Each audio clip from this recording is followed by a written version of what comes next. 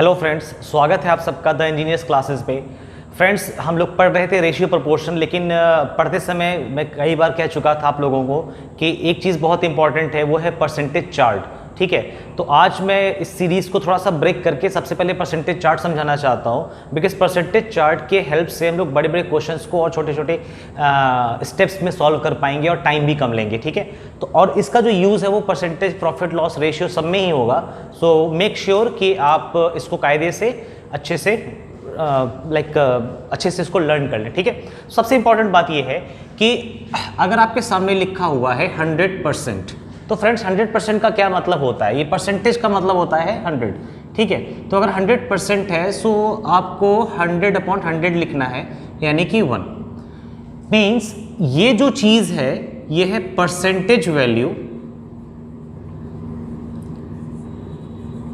Percentage value यानी कि प्रतिशत मान। ठीक, प्रतिशत मान।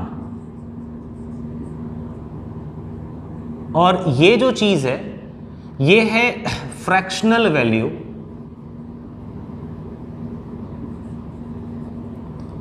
फ्रैक्शनल वैल्यू या फिर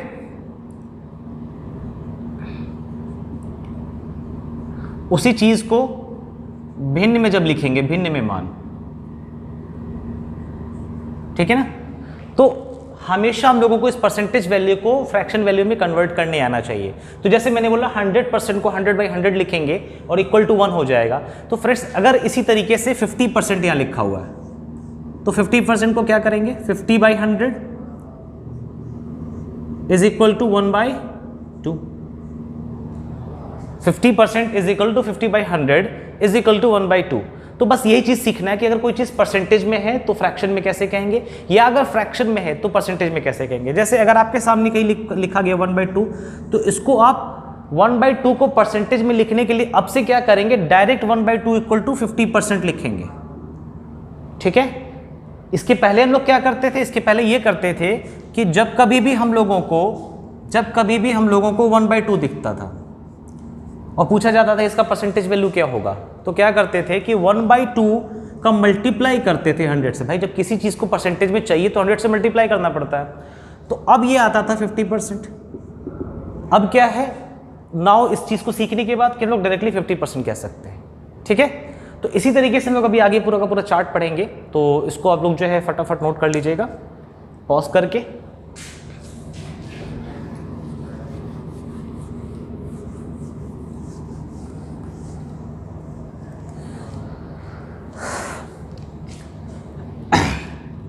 अगर आपके सामने 1 लिखा हुआ है, 1/2 लिखा हुआ है, तो आप क्या कहोगे इसको? परसेंटेज में 50%। अभी हमने सीखा। ठीक, अगर यहीं पे 1/2 के जगह पे 1/3 लिखा है, सो आप इसको कहोगे 33 ठीक, अगर यहाँ पे 1/3 के बाद अगर हमने 2 से मल्टीप्लाई कर दिया तो क्या बन गया? ये 66 2/3%। सिमिलरली अगर यहाँ पे 1/4 लिखा है तो 1/4 होगा 25%, 2/4 होगा 1/2, और जो कि हम लोगों ने अभी पहले ही पढ़ा 50% है। 2/4 is equal to 1/2 is equal to 50%, अभी हमने जस्ट पहले पढ़ा ही है। ठीक है, नेक्स्ट आता है 3/4। 3/4 होगा 75%। ये चीज समझने वाली है कि 1/4 25% है, बट यहां पे जब 1 की जगह पे 3 किया गया, 3 टाइम्स हुआ, 3 गुना हुआ, तो इसीलिए 25 का 3 गुना 75 हो गया इसका मान। ठीक है ना, जैसे 1/4 का 25% होता है, लेकिन अगर 1/4 का 3 गुना 3/4 होता है तो ये 75% हो जाएगा। क्यों? क्योंकि 3 गुना है। ठीक है, वेरी गुड, शाबाश। अब नेक्स्ट देखते हैं, 1/5 लिखा हुआ है, 1/5 होगा 20%। जब 2/5 लिखेंगे तो क्या हो जाएगा? क्योंकि 1 का 2 गुना 2 होता है, तो 20 का यानी 20 का 2 गुना क्या हो जाएगा? 40%। ठीक, फिर 3/5 क्या होगा? 3/5 होगा 20 का 3 गुना। भाई हम कहते हैं 1/5 है तो 20% है, तो 3/5 यानी 3 गुना है तो 20 3 60% होगा। यही चीज अगर 4/5 है यानी 4/5 है तो ये 80% होगा। यहां तक क्लियर हो गया? ठीक। 1/6, 1/6 के साथ क्या करते हैं? 1/6 होता है 16 2/3%। ठीक। अच्छा, एक चीज ध्यान देना, अगर 2/6 अपने लिखा, हम लोगों ने लिखा, तो फ्रेंड्स 2/6 क्या होगा? कैंसिल आउट होके बन जाएगा 1/3। 1/3 की वैल्यू हमारे पास पहले से पड़ी हुई है, तो हम लोग यहाँ पे उसको दोबारा लिखेंगे नहीं, ठीक है ना? बस को समझ लेना कि ये 1/3, 2/6 1/3 बन जाता है। ठीक, तो अब 2/6 हो चुका, 3/6 का क्या होता है? 3/6 का क्या होता है? 3/6 होता है 1/2। 3/6 होता है 1/2। सो 1/2 फिर से बन गया 50%। क्लियर? 1/2 फिर से बन गया 50%। तो सेम प्रोसीजर चला गया, जैसे कि 2/3 था, 2/6 था, फिर 3/6 आ गया, तो वो तो यूजलेस है। ठीक, फिर भी मैं लिख दे रहा हूं उसको, ठीक है? फिर आगे 4/6, 4/6 क्या बन जाएगा? 2/3। और 2/3 का भी जस्ट हमने सीखा, क्या सीखा हमने? 2/3 66 2/3%। तो आई होप कि आपको पैटर्न समझ में आ रहा होगा कि पैटर्न क्या है। 1/6 16 2/3%, 3/6 2/6 हमने बताया था, ऐसे कर करके प्रोसीजर चलता जाएगा। अगर आपको ये समझ में आ चुका होगा अब तक कि अगर आपको इस पहले सीरीज का जो मान है यानी वैल्यू है, अगर आपको इस पहले सीरीज की वैल्यू मालूम है, ठीक, तो आप किसी भी हाल में किसी भी चीज का इस किसी भी लेवल तक जा सकते हो। ठीक है, जैसे लेट्स पिक के 1/4 है, ठीक है ना? 1/4 की जगह अगर आपका यहां लिखा हुआ है 5/4, तो 5/4 क्या होता है? 5/4 क्या होता है? 1 + 1/4 होता है। ठीक है, 5/4 होता है 1 + 1/4। अच्छा, 1 क्या होता है? 100%। सबसे पहले हमने यही सीखा। 1/4 क्या होता है? 25%। ओवरऑल जो मान आ गया वो कितना आ गया? 125% का मान आ गया। ओवरऑल जो मान आ गया वो 125% का मान आ गया। ठीक है, तो ये पैटर्न चला आ रहा है परसेंटेज चार्ट का। तो अभी हम लोग कहां तक सीख चुके हैं? हम लोग सीख चुके हैं 1/6 तक। अभी लोग 1/7 देखेंगे। ठीक है,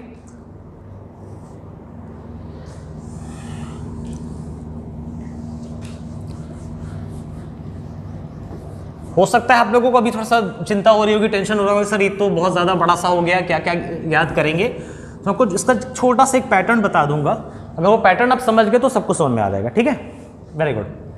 तो 1/7 क्या होता है?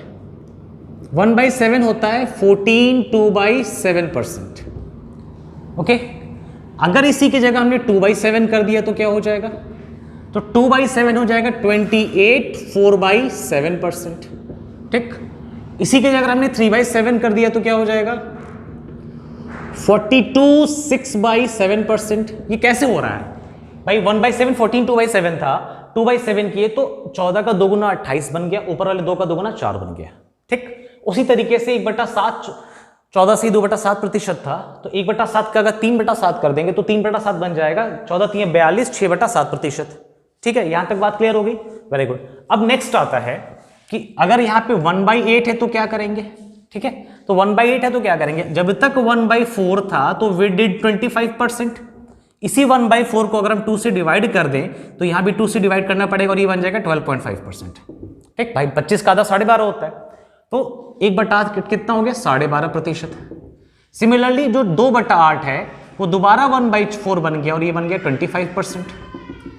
ठीक, सिमिलरली 3/8 क्या होगा? ध्यान दीजिएगा, ये 12.5 है या नहीं है? ठीक, अगर ये 12.5 है तो 12.5 का 3 गुना, बेसिकली 1/8 का 3 गुना 3/8 है, तो 12.5 का 3 गुना क्या होगा? तो 12.5 का 3 गुना होगा 37.5, 12 3 36, और जो 0.5 है, 0.5 का 3 टाइम्स होता है 1.5, तो 36 और 1.5 कितना हो गया? 37.5। ठीक, 37.5%। 37.5% यहां तक आ गया। फिर इसी तरह बढ़ता चला जाता है, 4/8 होता है, 5/8 होता है, 6/8 होता है, 7/8 होता है। ठीक है ना? चलो, ये वाला समझ में आ चुका होगा आई होप। अब बात आती है 1/9 की। 1/9 होता है 11 होल 1/9%। ठीक, 2/9 होता है 22 होल 2/9%। 3/9 को कैंसल आउट करके हम लोग बना देते हैं 1/3, जो कि होता है 33 1/3%। सिमिलरली अगर यहां पे 4/9 है तो ये हो जाएगा 44 4/9%। और ये इसी पैटर्न में आगे बढ़ता चला जाएगा, ठीक। और आई बिलीव कि हमें 1/10 तो समझाने की जरूरत नहीं है, क्यों? क्योंकि 1/10 तो होता ही है 10%, ठीक। तो ये पैटर्न तो आई गेस सब लोग कर ही लोगे, 1/10, 2/10, 3/10। अब बात 11 की आती है, ठीक। तो 1/11 होता है 9 1/11%। इधर 9 होल 1/11% कह लो, या फिर अगर हिंदी में कहना है तो 9 सही 1/11 कह लो, ठीक है। कहीं इसको 9.1/11 भी कहते हैं, ठीक। 2/11 बन जाएगा 18 सही 2/11%। 18 सही 2/11%, कारण वही है, 9 का दुगना 18, 1 का दुगना 2, ठीक।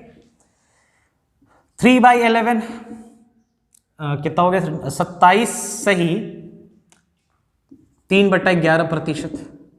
27 सही 3/11%, ठीक। ये दोनों चीज आपको बहुत बहुत अच्छे से याद रखनी है, क्योंकि एक कंफ्यूजन होता है। कंफ्यूजन ये होता है इसमें कि सर 9 और 11 का एक चीज आपको नजर आ रहा होगा कि अपोजिट ही है, मतलब जहां 11 है तो यहाँ 9 है, यहाँ 11 है तो यहाँ पे 9 है, ठीक है। एक कंफ्यूजन क्या आता है, सर यहाँ नीचे क्या होता है? तो बच्चों ये देखना, अगर नीचे 9 है तो नीचे 9 होगा, यहाँ पे 11 होगा। अगर नीचे 11 है तो यहाँ भी नीचे 11 होगा और यहाँ पे 9 होगा, ठीक है ना। ये पैटर्न हमेशा याद रखना। अच्छा, इसका अगर आपसे हम कहें कि अच्छा डेसिमल में इसको क्या कहेंगे, तो क्या कहेंगे? अगर हमें इसको डेसिमल में लिखना हो तो हम लोग क्या कहेंगे? इसको हम लोग डेसिमल में कहेंगे 11.11%। और ये आगे चलता जाएगा, ये नॉन टर्मिनेटिंग है, नॉन टर्मिनेटिंग रिकरिंग डेसिमल है, ठीक है ना। उसी तरीके से इसकी बात करते हैं, इसको क्या कहेंगे? इसको हम लोग कहेंगे 9.0909%। ये भी non terminating non recurring decimal है, ठीक है। तो दोनों ही मेथड यूज होता है। इतना जितना मैंने बता दिया अभी तक 1 से लेकर के 11 तक, इतना अगर आप प्रिपेयर कर लेते हो तो आपके लेवल के सारे क्वेश्चंस को हम लोग बहुत इजीली करके लेके चले जाएंगे। होने के लिए तो बहुत दूर तक जाएगा, 1/17 भी जाएगा, 1/19 भी जाएगा, 2/19 भी जाएगा। बट जैसे अगर ऐसा कोई केस आता भी है तो उसको हम लोग और किसी दूसरे तरीके से करने का तरीका सिखाएंगे, ठीक है ना। सो इसको फटाफट नोट करिएगा, फिर उसके बाद इसका मैं ट्रिक सिखाता हूँ कि इसको ट्रिक कैसा है क्या नहीं है। सो फ्रेंड्स, अगर आपने नोट कर लिया होगा तो अभी जरूर ध्यान रखोगे अब कि जब कभी भी आपको 1/5 दिखेगा तो यू विल राइट 20%, ठीक है, जैसा हमने अभी सीखा था। या अगर 1/2 दिखेगा तो यू विल राइट 50%। तो पहले हम लोगों को पता है डिजिट्स पहचानना बहुत जरूरी होता है। जब हम लोग डिजिट्स पहचानने लगते हैं कि हाँ 2 के साथ 5 था या 5 के साथ 2 था, तो फिर इजीली इसको रिलेट कर पाते हैं। तो एक पैटर्न है इसमें, पैटर्न क्या है कि 2 का पेयर जब भी बनेगा 5 के साथ बनेगा।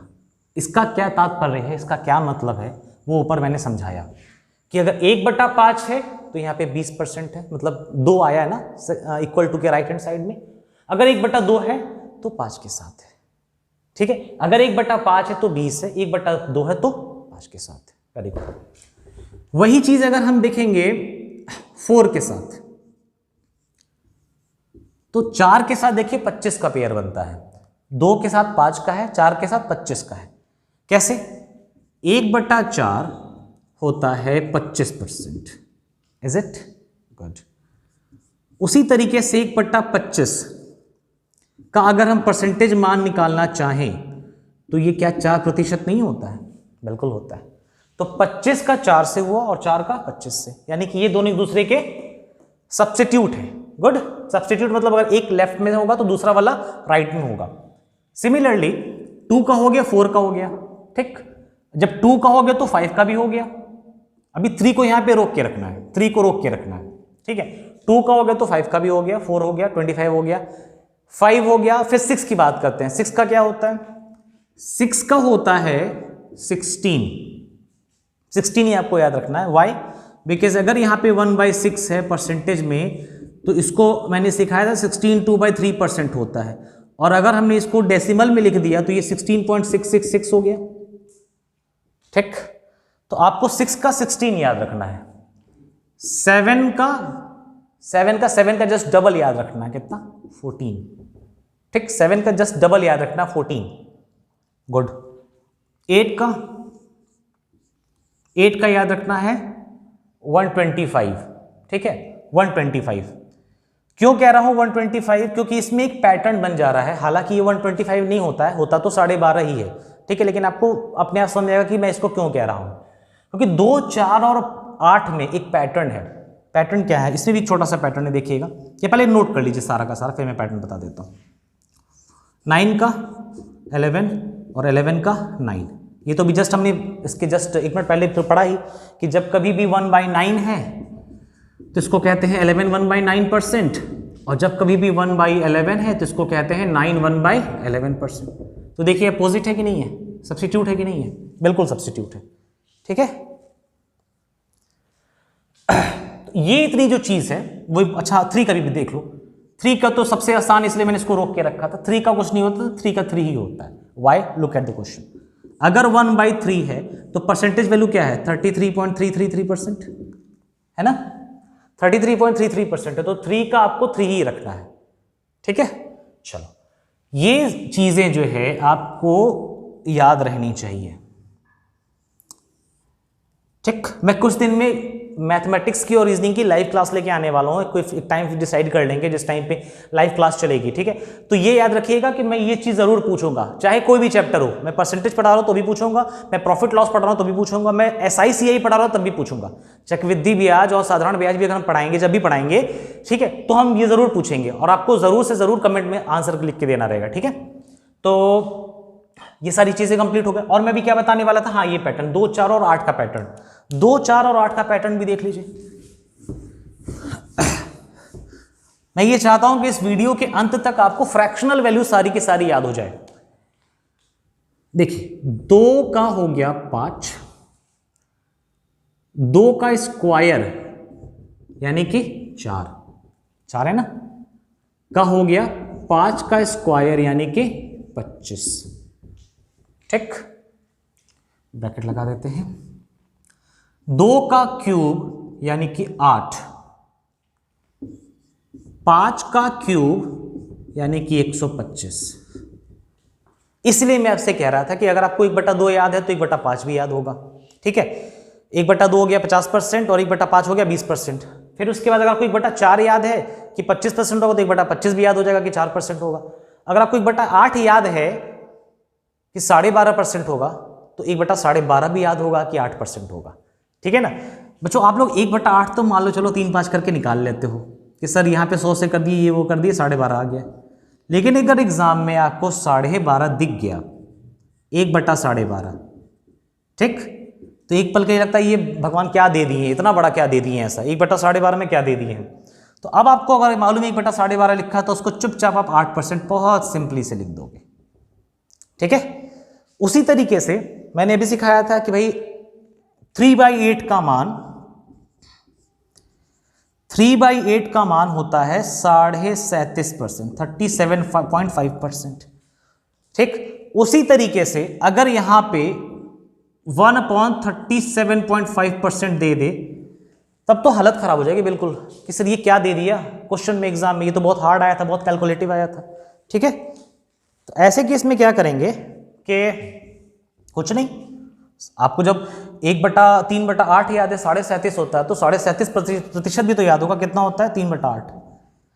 एक चीज बच्चों के माइंड में और आता, सर एक बात बताइए कि 37.5 हमको दिखेगा कैसे कि 1/8 है। हमको सर ये मालूम है कि 1/8 का मान 12.5 होता है, हमें याद है, लेकिन अच्छा 1/8 का मान 12.5 होता है ये याद है, तो हम 3 से गुणा करके 3/8 कर देते हैं, 12.5 का 3 गुना कर देते हैं, 37.5 आ जाता है। लेकिन इस केस में कैसे करेंगे सर कि हमको 1/37.5 के सर याद रखना पड़ेगा। तो बच्चों देखिए याद नहीं रखना है, आपको 37.5 देख करके 12.5 याद आना चाहिए। मिसाल के तौर पे आप इसको इस तरह से समझिए कि अगर आपके सामने 99 आता है, कहीं भी लिखा हुआ 99, तो 99 को देख के आपको क्या नजर आता है कि मतलब मल्टीपल्स के रूप में कि यार ये तो 11 गुणा 9 है, ठीक है। अगर आपके सामने नजर आता है 6 तो आपको सर ये तो 2 गुणा 3 है। अगर आपके सामने नजर आता है 16 तो आप कहोगे सर ये तो 4 गुणा 4 है। हालांकि 8 गुणा 2 भी है, 4 गुणा 4 भी, कई सारी चीजें, लेकिन जो सबसे पहले माइंड में आएगा वो 4 गुणा 4 आएगा। तो नंबर्स को ब्रेक करके सोचना शुरू करिए।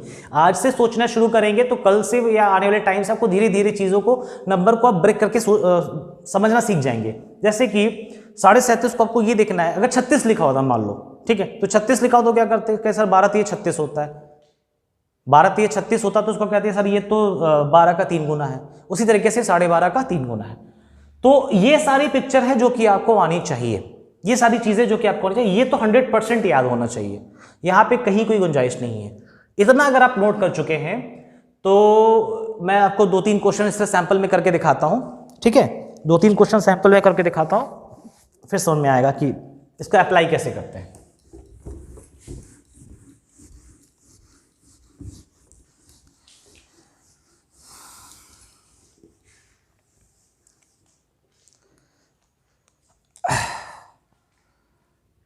देखिए, आपसे पूछा गया कि 1/5 और 1/3 अगर लिखा है तो इसको हम परसेंटेज में क्या लिखेंगे? अगर 1/3 है, 1/5 है और 1/3 है तो इसको परसेंटेज में क्या लिखेंगे? 1/5 आपको फटाफट से दिमाग में आना चाहिए कि तो 20% होता है, 1/3 आना चाहिए कि 33 1/3% होता है, दोनों को जोड़े कितना बन गया? 53 1/3%, 53 1/3%, ठीक है। सिमिलरली इसी को ये मैं थोड़ा सा एक लेवल उठा रहा हूं, ठीक है, ये मैं थोड़ा सा लेवल उठा रहा हूं बिकॉज कुछ हमारे viewers 100% I am sure about कि एसएससी सीजीएल के भी होंगे, कुछ ऐसे होंगे जो एसएससी सीजीएल मेंस लिख रहे होंगे इस बार, तो ये चीज समझना जरूरी है। जो भी कोई एसएससी सीजीएल 2019 देने वाला है, लाइक उसका मेंस, या एसएससी सीजीएल 2020 देने वाला है, या एसएससी सीजीएल 2018 दे के आया है, वो जरूर एक चीज ऑब्जर्व किया होगा कि एसएससी के पैटर्न में जो क्वेश्चन ऑफ पैटर्न है उस पर चेंजेस हुए हैं। क्वेश्चन अब बहुत कैलकुलेटिव आते हैं, और कैलकुलेटिव ऐसे ही आते हैं बच्चों, कैलकुलेटिव जो क्वेश्चन है वो ऐसे ही आते हैं। कैसे आते हैं कि कहा गया कि कोई सामान है, उसका 53 1/3% से पहले क्रय मूल्य से उसका जो मार्कअप होता है, यानी अंकित मूल्य, यानी कोई सामान है उसका, उस सामान का जो भी मान है, जो भी उसका मूल्य है, उस मूल्य से 53.3% अधिक मूल्य पे उसको अंकित किया गया। फिर अंकित करने के बाद उसको कुछ घटाते हैं, कुछ बढ़ाते हैं। तो सबसे बड़ा जो सबसे मतलब कठिन लगता है बच्चों के लिए, वो लगता है सर इसको परसेंटेज में कैसे कन्वर्ट करेंगे, इसको परसेंटेज में कैसे कन्वर्ट करेंगे। मैं इसको नोट कर दे रहा हूं कि ये देखो बच्चों, एसएससी सीजीएल मेंस में इस टाइप के डेटा आता है, ठीक है। ये पैटर्न 2018, 2019 और विगत वर्षों में आने वाला है। सेम पैटर्न 18 से चालू हो गया, 19 में भी आया, 20 में भी आएगा, ठीक है। तो अब 53 से 1/3% को ब्रेक करने आना चाहिए। मैंने ब्रेक करना भी सीखा ना। 53 से 1/3% को आपको देख के लगना चाहिए क्या सर ये तो 50 + 3 से 1/3 है। एक बार माइंड में आ सकता है, लेकिन 50 का तो अपन को मालूम है 1/2, 3 से 1/3 का प्रतिशत मालूम है नहीं ना सिखाया, हम तो सिखाया 33 से 1/3 का। तो 33 से 1/3 का सिखाया, तो आप यहां इसको 33 कर दो और यहां क्या कर दोगे 20%। जैसे इसको आप 33 किए और इसको 20 किए तो ये 1/5 बन गया और 1/3 बन गया। इसको हमारे पुराने जो बेसिक तरीका होता है एलसीएम को उसी से करना, 5 3 15, एलसीएम 15 आ गया, ये 3 आ गया, ये 5 आ गया, 8/15। तो बच्चों 53 से 1/3% का मान 8/15 इतने आसानी से आ गया, बस ब्रेक करके, ठीक है ना, बस ब्रेक करके आ गया। उसी तरीके से और भी क्वेश्चंस देखते हैं, और भी पैटर्न देखते हैं।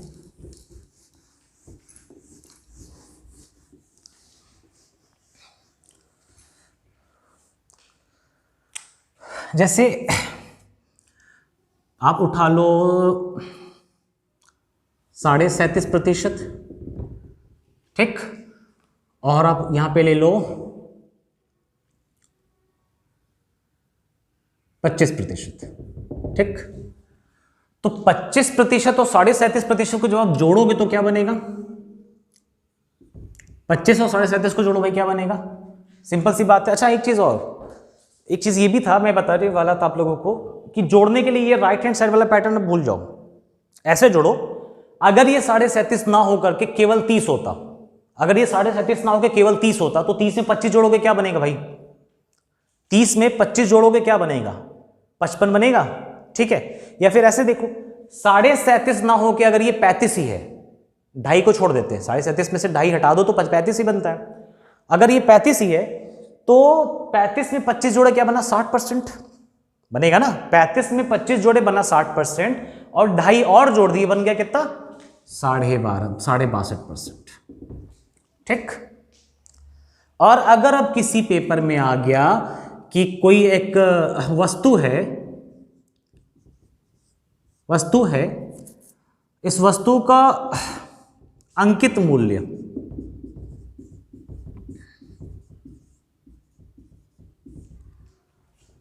उसके क्रय मूल्य से यानी कॉस्ट प्राइस से 12.5% अधिक है, तो यहां तो फंस जाओगे। ठीक है, यहां तो फंस जाओगे। तो फिर उसको करने का यही एक तरीका है कि आपको यह मालूम है कि 37.5 क्या होता है 3/8, आपको यह मालूम है 25% क्या होता है 1/4, यहां पे एलसीएम 8 आएगा, ये तो 3 रह जाएगा, ये 2 बन जाएगा, ये बन जाएगा 5/8 बनेगा ना। ठीक है, और अगर पहाड़ा आता है तो पहाड़े से भी हो जाएगा टेबल, यानी 1/8 होता है 12.5%। ठीक, और इसी 1/8 का अगर हम 5/8 कर दें यानी 5 गुना कर दें, हाउ मेनी टाइम्स, 5 टाइम्स, तो इसी 12.5 का 5 गुना क्या हो जाएगा 12 पचे 60 और आधे पचे 2.5। बड़ा अजीब सा पहाड़ा है ना, आधे पचे लेकिन आना चाहिए, जरूर आना चाहिए। ठीक है, ये सारी चीजें हैं जो कि आपके लिए बहुत यूजफुल होंगी। आई मस्ट से कि बच्चों ये क्लास से इंपॉर्टेंट क्लास पूरे के पूरे अर्थमेटिक में कोई नहीं हो सकती। आई कैन बेट कि पूरे के पूरे अर्थमेटिक का निचोड़ ही यही है। क्योंकि आप देखो, मैं कुछ चैप्टर काउंट कराता हूं, फिंगर टिप्स पे काउंट करना। ठीक है, स्टार्ट करते हैं हम लोग जहां से रेशियो से स्टार्ट किए हैं। ठीक है, तो रेशियो में भी ऐसे परसेंटेज के क्वेश्चंस आ जाते हैं। रेशियो में परसेंटेज में रेशियो दिया रहता है क्लास में बॉयज और गर्ल्स का, और उनका परसेंटेज पूछ लेता है। तो इन फ्रैक्शन पे बेस्ड चैप्टर्स कौन कौन से हैं, let's count it on our finger tips. Ratio proportion number 1, percentage number 2, profit loss number 3। Profit loss भी देखो काफी सारे पार्ट होते हैं, उसमें डिस्काउंट भी है और क्या नाम है उसका, डिस्काउंट है, मार्क प्राइस पे भी क्वेश्चन है, एमपीएसपी भी क्वेश्चन है। एनीवेज, तो रेशियो हो गया, परसेंटेज हो गया, प्रॉफिट एंड लॉस हो गया, और कंपाउंड इंटरेस्ट यानी चक्रवृद्धि ब्याज हो गया 4। 5वां क्या है, साधारण ब्याज 5 हो गया। और चलो कम से कम इतना तो मान के चलो कि इतना तो है ही है। ठीक है, और इस पे बेस्ड और कई सारे चैप्टर्स होते हैं। तो बच्चों ये बहुत ज्यादा इंपॉर्टेंट चीज है ना, तो इसको आप जो है लर्न कर लो, 100% लर्न कर लो। और मैं नेक्स्ट क्लास में जब भी मैं लाइव लूंगा, क्योंकि वैसे तो वीडियोस का अलग सिस्टम है, जब भी लाइव आता हूं मैं उस दिन से ही कमेंट में आप लोगों से आंसर पूछना शुरू करूंगा। ठीक है।